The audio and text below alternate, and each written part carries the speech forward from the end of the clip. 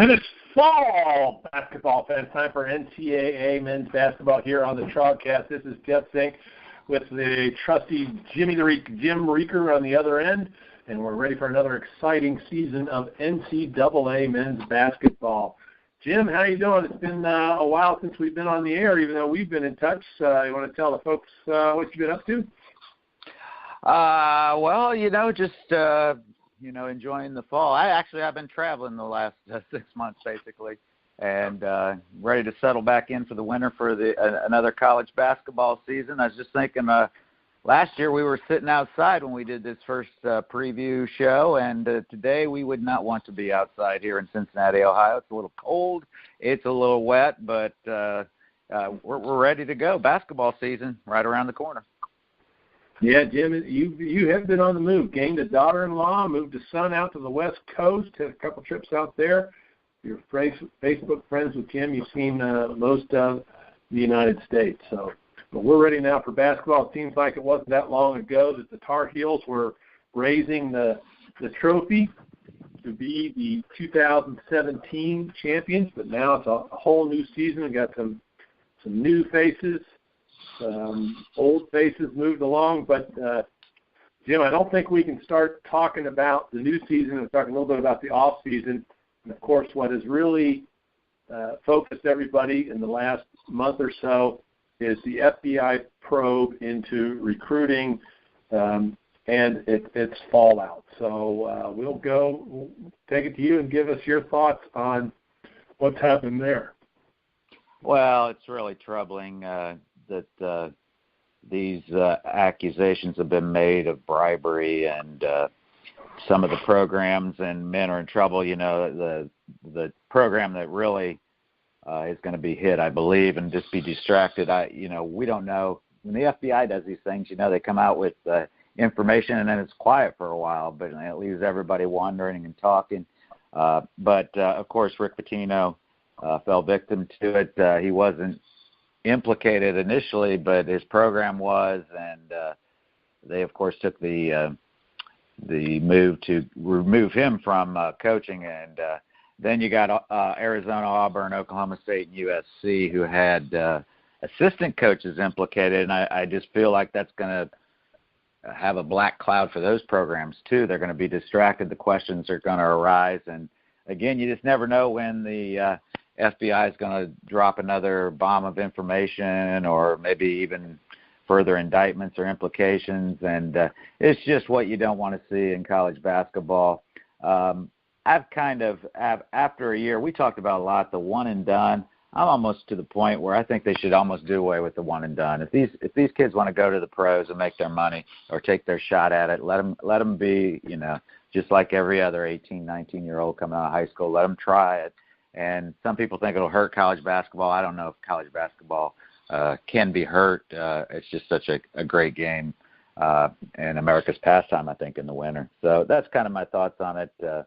Again, it's you hate to hear about it happening, but it's the reality of the world. And college basketball has survived some scandals before, some point-shaving scandals and things of that nature. And, of course, college football with the SMU football program, we give the death penalty. But, the thing about this is not the NCAA. This is the FBI. This is serious.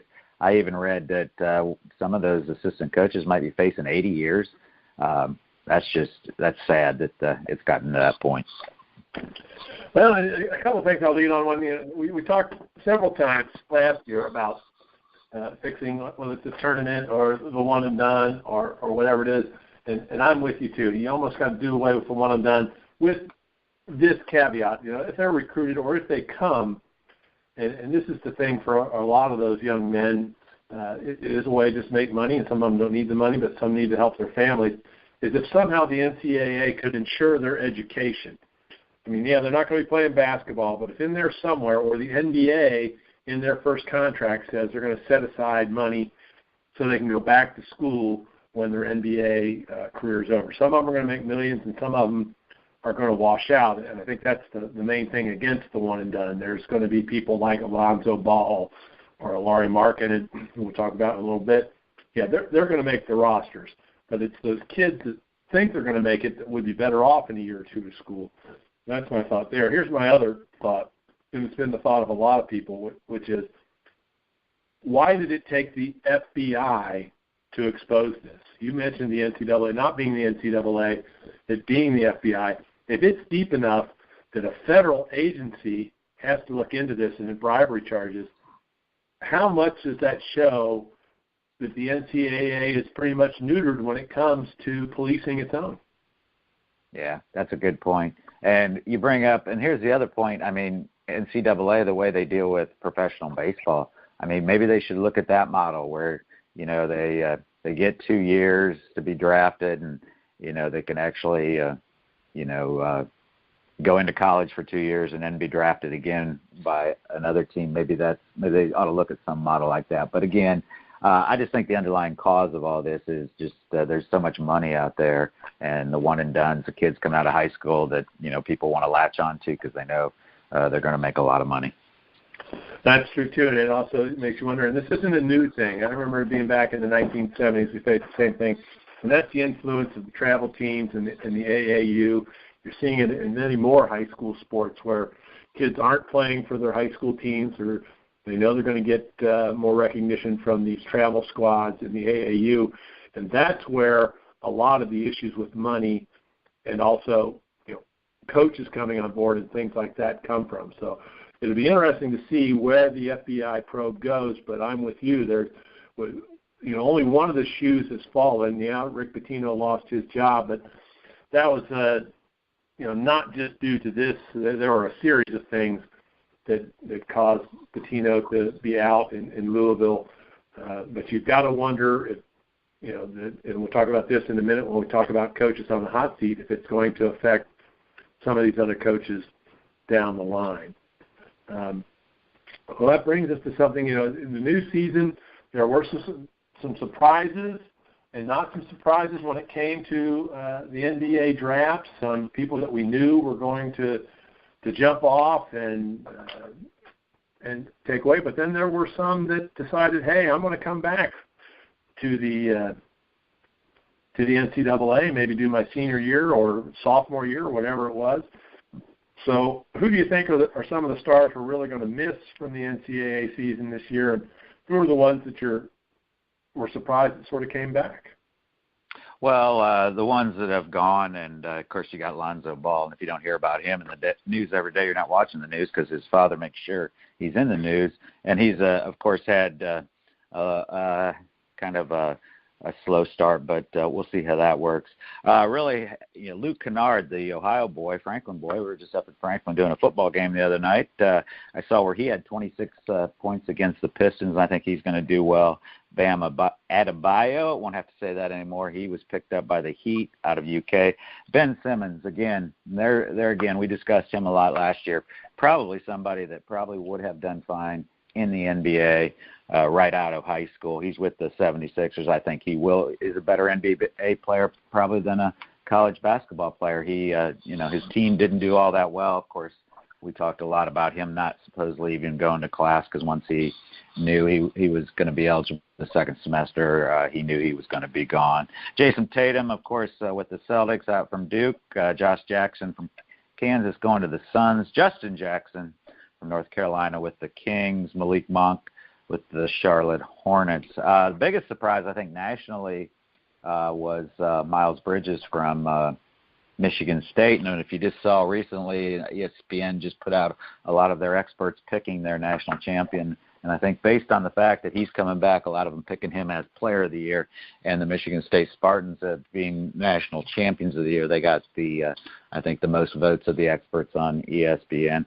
And, of course, the one that we kind of looked at, or I kept track of, was Trayvon Blewett. Of course, did kind of what he did before, went to some tryouts but didn't have an agent. So he will be back with the Xavier Musketeers, and we'll be talking more about that maybe a little bit today as I preview the Big East, but definitely on Thursday when we preview the Xavier Musketeers season on our RazorCast. And so those were the ones that, the names that I kind of followed. Mm-hmm. Well, you kind of read down almost the draft board there for the NBA in the spring. I think one of the big names, I can't remember if you mentioned, of course, Ben Simmons was year before that, and a couple of Markel Fultz was the big one out of Washington. Nobody really got to see much of him because the team wasn't very good. But Grayson Allen deciding to come back to Duke. You mentioned Luke Kennard who left, but Grayson, who's in turns reviled and loved. He's sort of one of those love-hate players down there in the Tri-Corner there, the Tobacco Road. And, of course, as you mentioned, Miles Bridges for Michigan State and Grayson Allen. Those teams are 1-2 in the early polls. And, of course, there's also another one you didn't mention in one of my interviews, Alonzo Trier, who many people thought would leave. He had his issues and came back injured and had a suspension, but he decided to come back to Arizona, and he was touted to be the possibility for Pac-12 Player of the Year last year, and now he's very high up in that this year. Of course, that Sean Miller's group also lost Lauri Markkanen, who'd come in from overseas. So those are some of the people that left. Now, who are some of the names that we need to sort of watch or get used to hearing here in 2017-18? Well, just a few that I came across, and right now the Duke has supposedly going to be starting 4 freshmen. Marvin Bagley III, I believe, is maybe their top 6'11" postman. That's going to be maybe their top star. Trayvon Duval and Gary Trent Jr. also, I believe, part of that class. The 4 freshmen and Grayson Allen, again, and Duke's being picked by obviously a lot of experts also to at least make the Final Four, if not win a national championship. A guy we talked about a little bit last year, and I didn't get into too much of the UK. Maybe I don't know which conference you're going to do today, but UK always has some players. But Hamidou Diallo, the guy who actually came in last year, and we thought he might even play the second semester last year, but he decided to wait until this year. Probably another one and done from UK. We're probably going to hear his name a lot. Out on the West Coast in the Pac-12, Jalen Hands, I'm hearing, is going to be probably a point guard stud for the UCLA Bruins. And in the Big East, a big man to Villanova. Of course, they don't need much help as far as I'm concerned, but Omari Spellman is supposed to be a big name for them to take over, play the post for the Villanova Wildcats. Any you have to add to that? You see? There's probably one. The biggest name probably, and maybe because it's not on one of your conferences, Michael Porter Jr., who was the top of it. And of course, there was some controversy because he ended up going to Missouri, where his dad was promised an assistant coaching job, and also the thing that he went there after Quanzo Martin left Cal to report from there. So it's going to be interesting in the SEC with Mizzou. You mentioned Marvin Bagley III. The big issue with Marvin was that he had initially been in the classified as a 2018er and had committed to Kentucky. And then he reclassified himself for 2017 and changed his commitment to Duke. So it'll be interesting to see when they play. And out west, a big name, and Sean Miller just reloads again, much like John Calipari does, DeAndre Ayton. And those 3 guys were ranked 2, 3, and 4 right now for the NBA draft list. There's a foreign player at number 1. So these are 3 guys that are expected to come in and make an impact right away. And it should be interesting to see, because we talked a couple times last year about how some of these guys had really big names and really contributed. And when it came down to it in the end, we talked about this several times at the tournament time, how it was the veterans who made a difference, especially in that North Carolina team winning it all. But even with the Oregon team that was there, the Frank Martin's group, which went so far.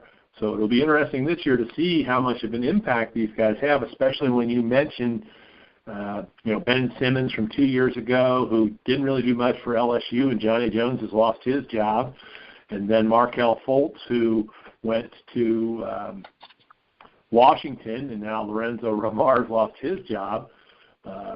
So will one of these guys be able to boost up the program? Of course, we're talking about 3 big programs there. already, or one of the guys you mentioned, is that going to bring their programs up to the next level, or is it just going to be, like you said earlier, a place setting until they have a chance to go into the NBA draft? Yeah, and it's always and you think about UK when we talk about one and dones, but I think, and I can't even remember the players' names, but I do remember their last national championship when they actually did win it was the year that they did have a couple holdovers, some experience that comes back. So, and I think in the NCAA tournament, experience is very, very important. So, you've got to have a good mix. Well, it'll be interesting to go, so let's talk about, to move on, we're talking about new players. As usual, a lot of coaching changes in the offseason. There weren't as many this past year. I mean, the year before last, there were something like, in the end, 65 different programs that changed. It's not as high this year. There weren't as many high-profile coaching changes. And as usual, you have a mix of people getting fired, people moving on, people taking, jobs that they didn't know were available and then were available. So why don't you, I don't know if you want to do it by your conference or just overall, who are some of the big name coaching changes that you think might have an impact in the coming season? Well, just to go back to last year, as we talked through the year, we would come to this topic every once in a while, who's on the hot seat. And, of course, in the Big East, I always mentioned John Thompson III, that he just hadn't been getting it done the last few years. And, of course, he did get fired, to nobody's surprise. And also we talked a lot about Tom Crean at IU, that the pressure was mounting there, even though he had had some success.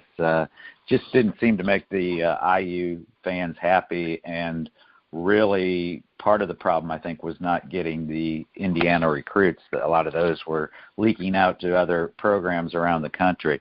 So Archie Miller, who did a great job at Dayton, Sean Miller's brother, of course, he took the IU job, and the first thing he said is, we're going to recruit Indiana. We're going to keep these boys here. And I know right now that's made the IU fans very, very happy. So look for him to have a big impact and possibly lead the Hoosiers back to the top of the Big Ten. The other one we didn't really mention much, was kind of a surprise, was Thad Matta leaving OSU. And that was kind of a late one. He wasn't let go until the middle of the summer. And then, of course, the man who replaced him, Chris Holtmann from Butler, and that kind of left them in a lurch. So that was kind of a surprise. And, of course, that talked about Georgetown. We can talk about Patrick Ewing, going to be the head of that program, and it's going to be interesting to see how he does. First time as a head coach, has been a assistant coach in the NBA for a number of years, but has never actually led a program, and some people question. You actually sent me an article, I think ESPN did, about him taking over that program, and the fact that he had the support of his old coach, John Thompson, even though it was his son, John Thompson III, who got let go there. So those are the big moves I see and the things we'll be watching, and I think will have an impact on the 2017-18 season. Well, you bring up a very interesting trade-off there. That's one of the ones I wanted to ask you about, since the Big Ten is your conference. Thad Matta being let go, and then you mentioned Archie Miller, because supposedly the word on the street is that Archie, who had his eye on the Buckeye job, had called Thad to say, and he'd been an assistant with him at one point, what are the odds that you're going to be leaving? And Thad said, I'm sticking around. That's one of the reasons he decided to take the Indiana job. Then he gets fired, and then the Indiana coach, Butler, ends up going to Ohio State. Do you think, Archie's back there kicking himself? I mean, he never admitted in public, but do you think that's going to lead to a more intense rivalry there in the Big Ten and trying to build that? Well, I don't know what you think, but I would think that IU might be the better basketball job. The problem at Ohio State is you're always kind of playing second fiddle to the football program, which I think has maybe a bigger national, following. I don't know. It kind of goes back and forth. Of course, OSU won some national championships back in the early 60s, and Thad Matta, I think, actually took him to the Final Four one of his first years at OSU. So either job's a great job, and you're kind of recruiting the same area. I think Archie will be happy at IU. it's just when you have your eye on that, and sometimes it works out very well because we talked about this last year, another Indiana coach who had his eye on his alma mater, didn't do too poorly at IU by the name of Bobby Knight, and that, I think, is going to be the bane of the existence of anybody who ever takes that job, even though he's been gone for years, is that his name isn't Bobby Knight. But you have, for me, another one of the names that's going to be interesting in your Big Ten is Brad Underwood at Illinois, which has had a rich basketball tradition. Of course, he left his successes in Oklahoma State to go there and to enter into that quagmire where you've got Archie Miller and the Michigan State powerhouse and Ohio State, and of course now the power that Northwestern is becoming. It's going to be interesting to see what he can do. Of course, we talked a lot last year when it happened about Mark Godfrey being forced out at North Carolina State.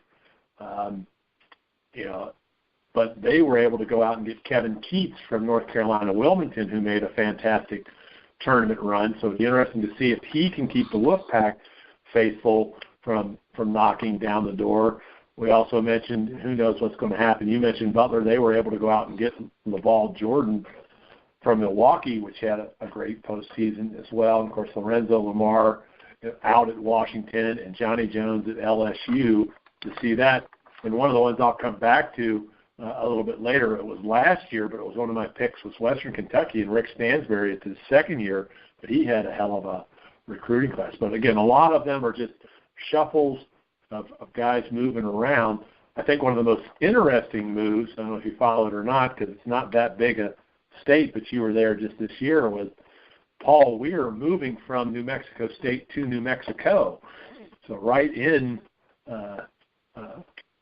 just a couple hours away from each other, and they're the two biggest institutions in New Mexico. So it'll be interesting to see how he's accepted at his new job. But a lot of coaches that are changing around, and of course you don't know. Sometimes it takes 2 or 3 years before you can jump into it. So if we can shift from there, who are the coaches that are going to have a microscope on them as we enter the season? Well, I would say I think Bruce Pearl.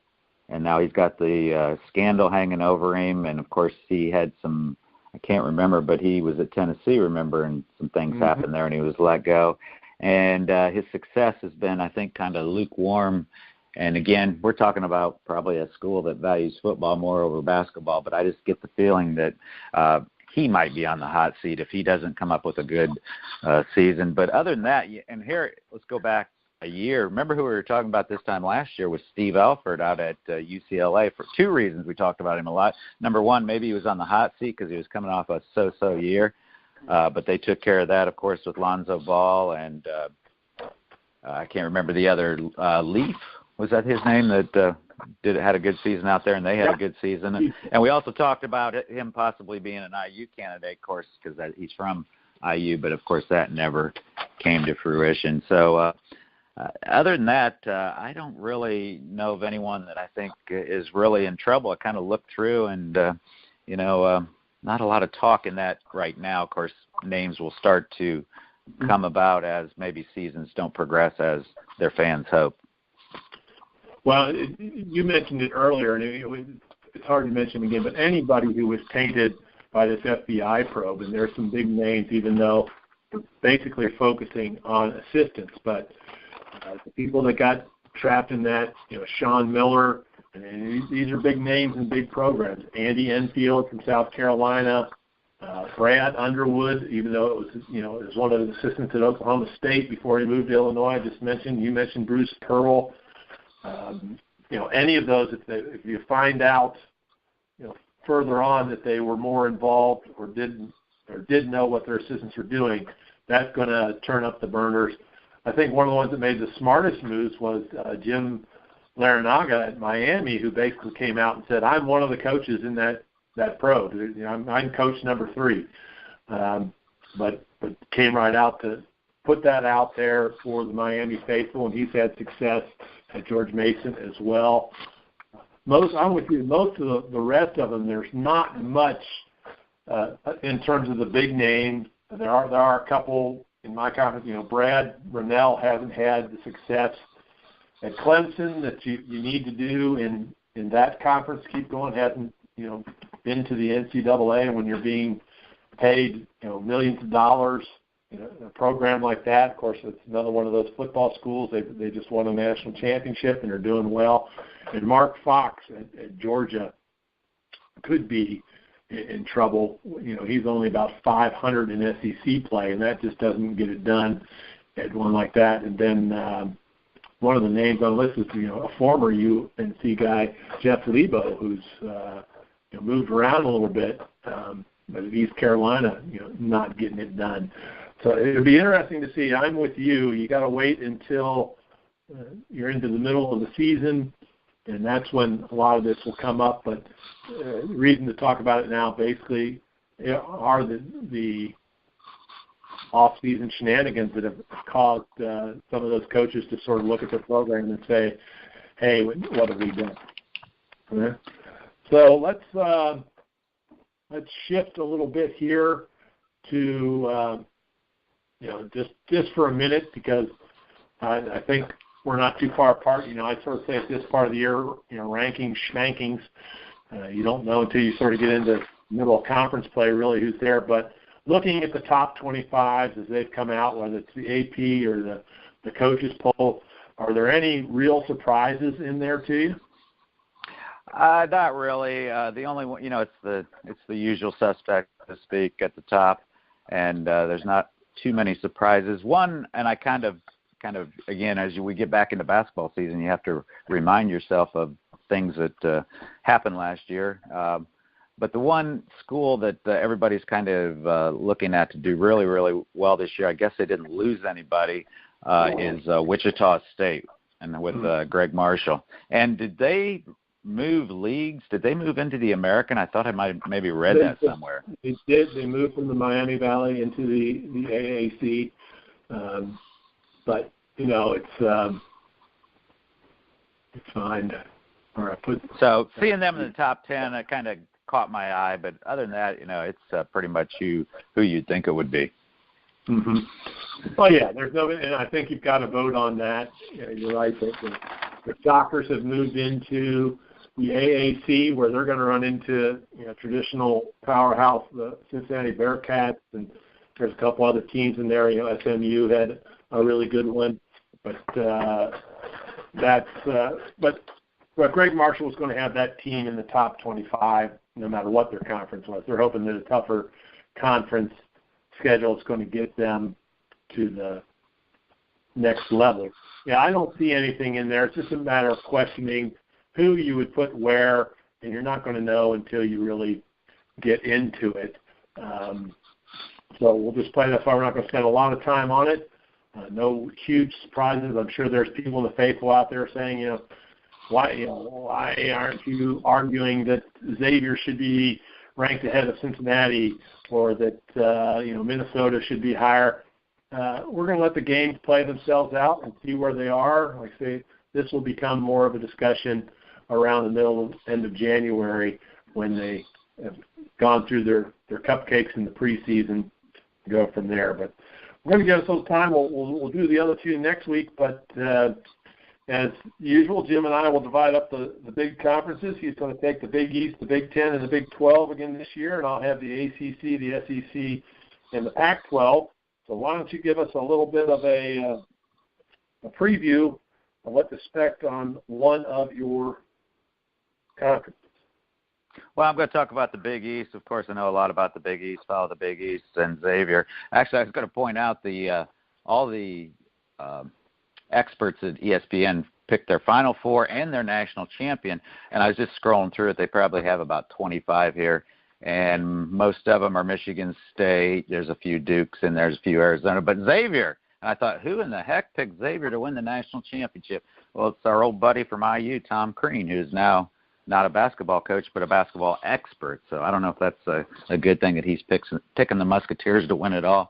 And there were actually a few other that picked the Musketeers to make the Final Four. And kind of to a surprise, because until they get knocked off the post, I'm still going to pick them. The Villanova Wildcats only picked by a few to make it to the Final Four, which kind of surprised me because they're going to be tough again. They got Jalen Brunson back, Dante DiVincenzo, and somebody that we forgot about, Phil Booth, who didn't even play last year, a great player. He was hurt all year, and the youngster Mikal Bridges coming back. And then they got probably the best recruit in Omari Spellman. So they're going to be at the top. The two teams that have maybe give them a run for their money, of course, would probably be Xavier. Xavier have Trayvon Blewett, J.P. McCura back.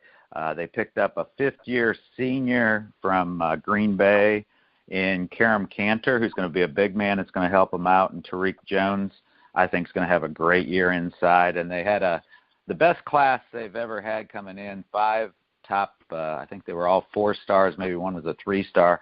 Unfortunately, although I don't think this is all that big a deal, and we'll talk more about it on Thursday, a couple of them, one of them didn't qualify, that being Contavious Jones from Georgia. And then Jared Ritter left the program about the first week of school, just said that he didn't think he'd made the right decision. He wanted to return closer to home. But I think the 3 top ones, Paul Scruggs, Elias Harding, and Najee Marshall, who actually led them in their exhibition against Thomas More with 16 points. I think they would have been the 3 best anyway. And, again, I think there was going to be trouble finding playing time for all those, so I don't think it's a bad thing that not all 5 of them are going to make it to the team. The school that a lot of are looking to also contend this year, and for good reason, is Seton Hall.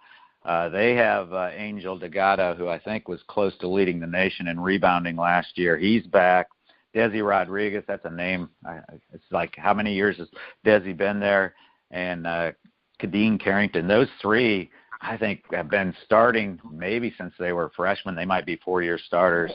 So they're going to give the Seton Hall Pirates a good run at the top. So those 3 teams, and then you throw in Providence, who has all their starters back and made the tournament. I think you could put them in that top group. And then in the middle, I have a group of I think good programs, well coached, lots of success, but lost some key players. That would be Marquette, Creighton, and Butler. And Butler, we talked about losing their head coach, and it'll be interesting. Laval Jordan, who played at Butler, actually was an assistant coach at Butler for a few years.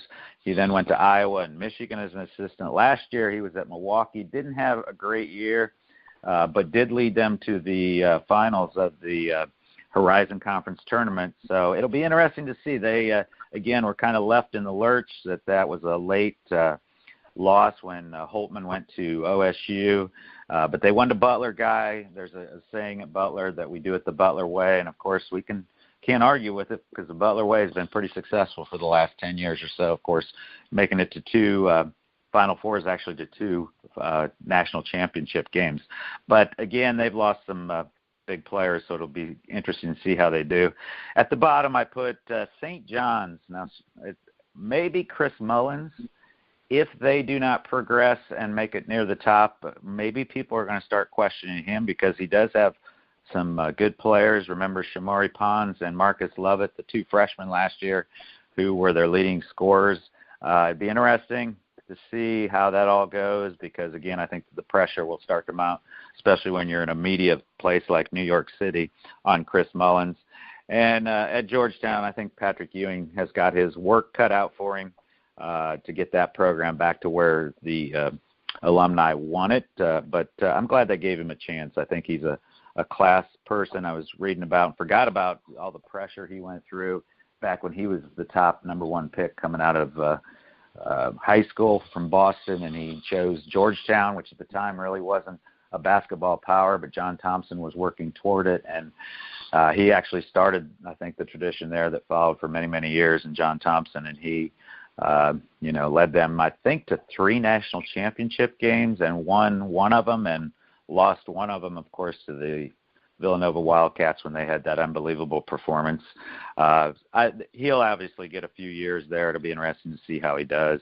And at the bottom, I think maybe the best thing we can say is DePaul, I believe, is opening their new on-campus arena or closer to campus. And, again, that's another market that's hungry for some college basketball success, although the Northwestern Wildcats, of course, brought it to Chicago last year. So that's what I kind of see as the Big East. It's kind of same old, and it's going to be a grinder, as it always is, as everybody plays everybody twice. A lot of the big leagues don't do that anymore, but the Big East does. The new Big East anyway. But again, Villanova, 4 years running now, has been the champion, and until somebody can knock them off, we hope the Xavier Musketeers could do it this year, but we'll see how things hash out. Who are you going to talk about today? Well, we'll talk about it in just a couple of comments. I mean, actually, ESPN has the Red Storm moving up into the upper half of the Big East, so they are expecting big things from Chris Mullin. And, Patrick Ewing, they've got them down at number 10, so he'll have a short honeymoon period to work through that. It's always interesting, and you don't know. We talked about it last year, too. They're already mentioning, Chris Mack as a possible move down the river to Louisville, and will he be controlled that way on? He said he's a Cincinnati boy and wants to do it. Of course, his wife is from the Louisville area. So lots of things going on in the Big East. I'm going to shift now and talk a little bit about, in my last year preview, I just said Kentucky, and that's the SEC, but I think it's going to be a much different situation this year. Kentucky going to be strong, as they always are. Jim Calipari is going to bring those kids in. The man can recruit like no one else, but there are challenges, and they emerged last year too. Mike White in Florida came up to challenge them for the conference title and got into it, and they also got a little bit of a burn from Texas A&M, and Billy Kennedy's got those guys going, and he's brought some kids up that are going to be formidable. There's no doubt about it, including Robert Williams, who's coming back.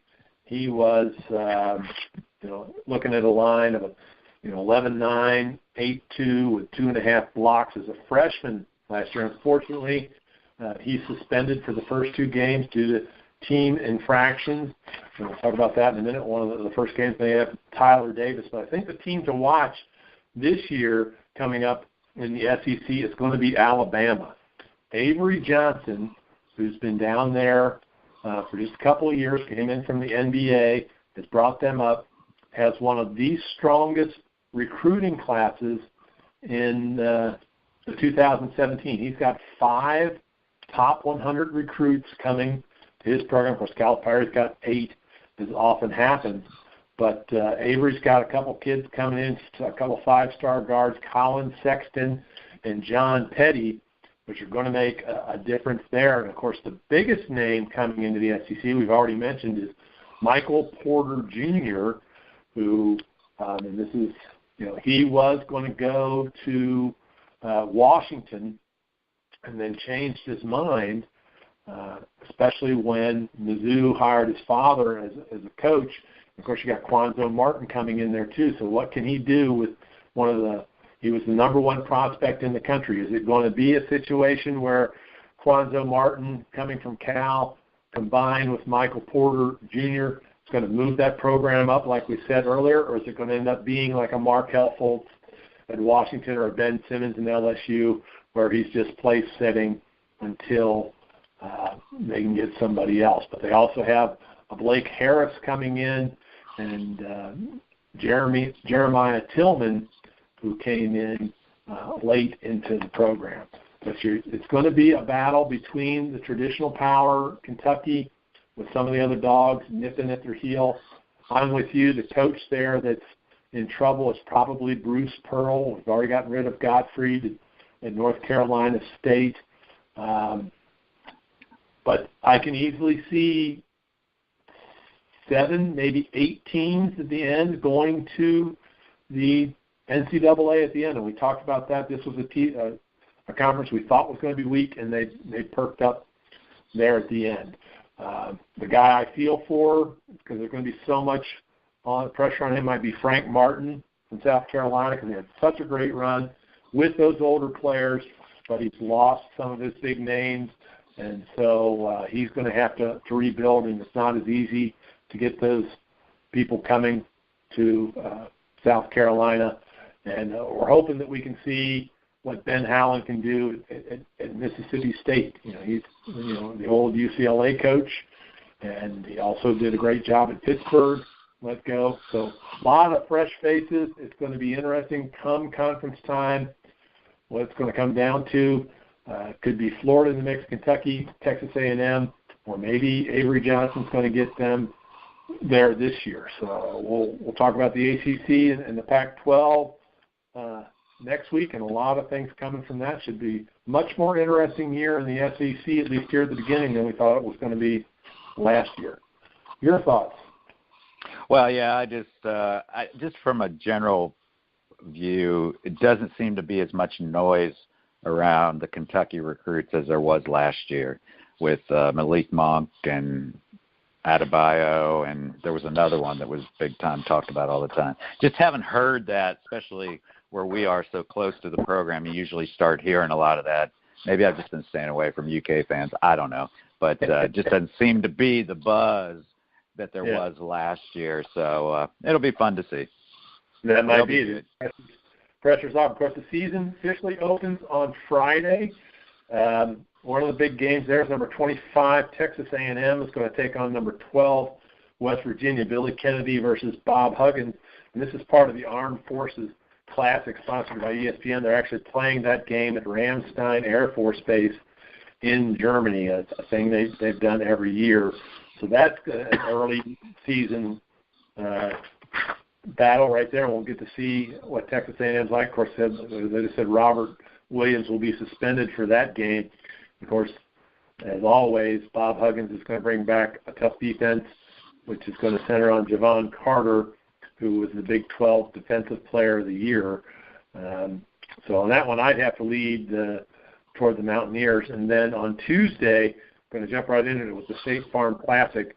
We got number 1 Duke playing number 2 Michigan, and number 5 Kentucky playing number 4 Kansas. So the top dogs in 4 of the big conferences will be at each other in Chicago, Illinois on Tuesday the 14th.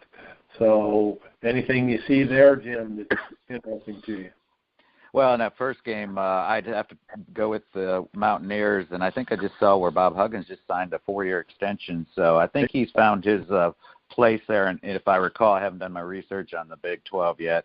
I believe they got a lot coming back, and they're picked to have a really, really good year. So I'd pick them in that game. Those other 2 games, those are, we don't even remember those games come March. And so I'm not even, Michigan State and Kentucky are going to win.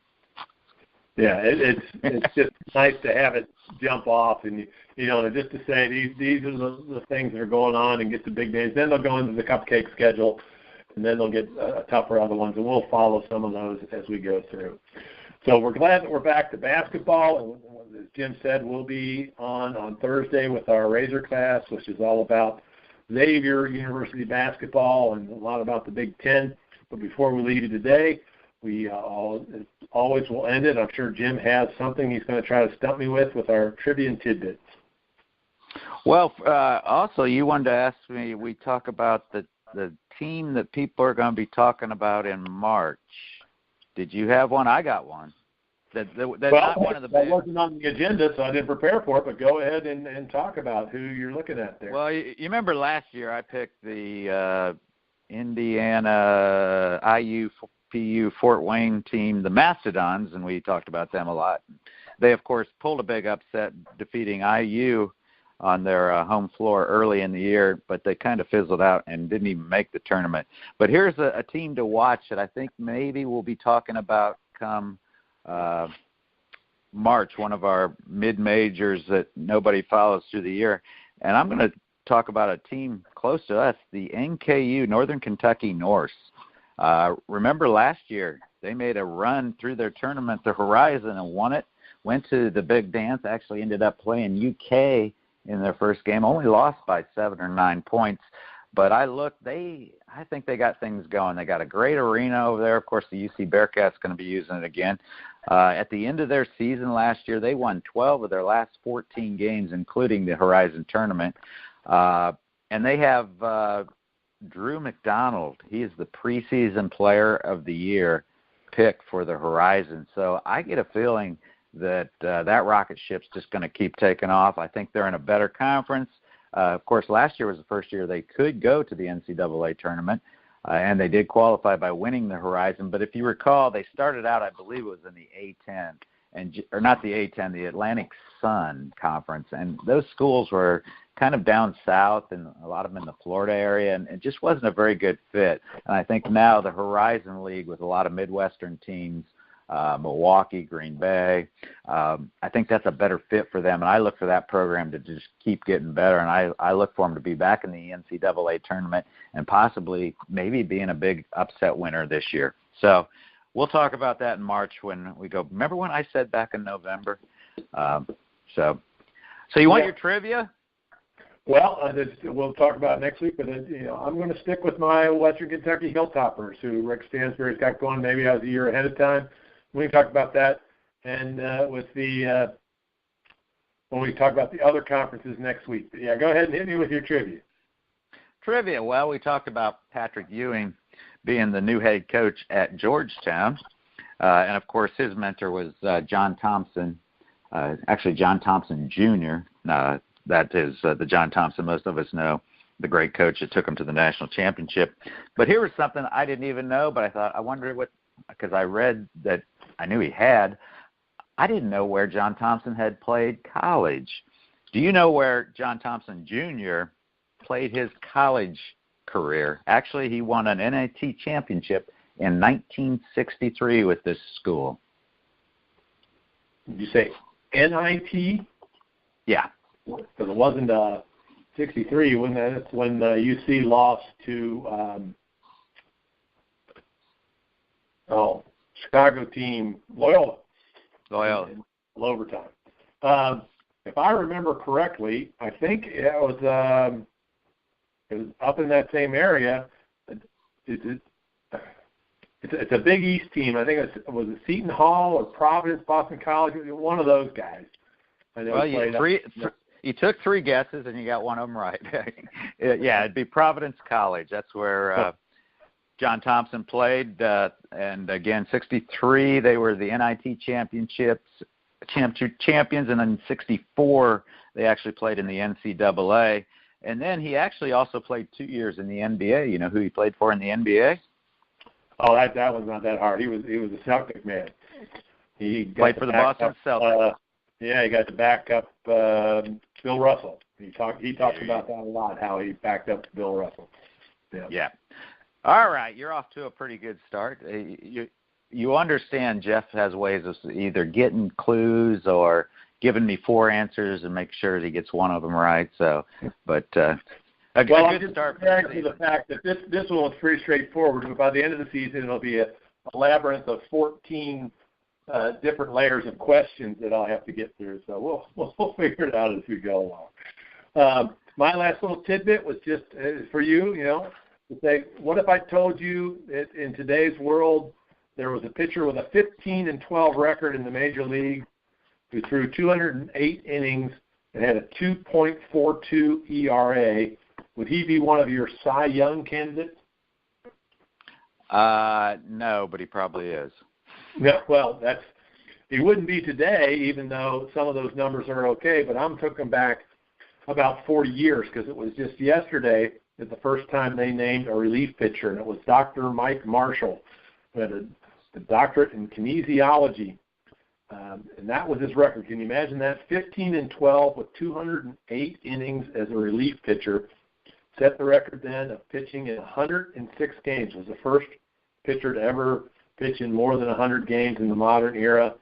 And things have changed so much. I mean, he would be brought in as early as the sixth inning. Those 103 games, he finished 83. Only had 21 saves, though, but he did finish not only first in the Cy Young, like I said, to be the first reliever to do that, but also third in the MVP voting. And Mike Marshall's known for doing a lot of things physically which helped pitchers extend their careers that he learned by being that doctor in kinesiology.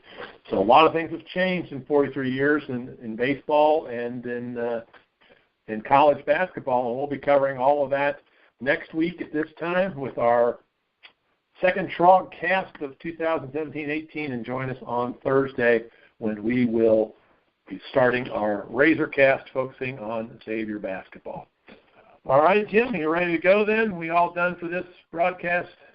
Well, just a couple things. Number one, we want to thank Mike Goodpaster for allowing us to do this on the Grueling Truth Network.